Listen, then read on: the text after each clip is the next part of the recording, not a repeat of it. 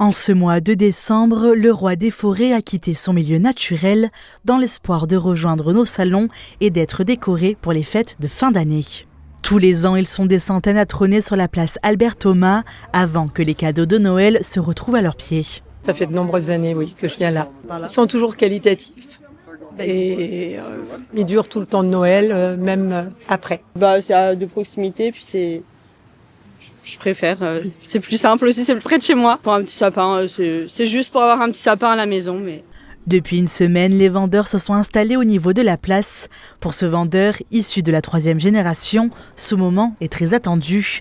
Et après tant d'années, certaines habitudes sont mises en place. Souvent j'arrive pour 8 heures. À part les week-ends, on vient plus tôt parce qu'il y a le marché, on est obligé, on n'a pas le choix. On arrive à 8 heures, on déballe. Vu que on stocke tout sur place au fond, on déballe. Après, une fois qu'on a installé, on replante ce qu'on a vendu parce qu'il nous en manque de la veille, donc on en replante. Et après, on attend le client. En attendant, on passe le balai, on s'occupe, on discute avec les collègues. On met les croisillons parce que quand on les emmène, souvent ils sont dans des filets.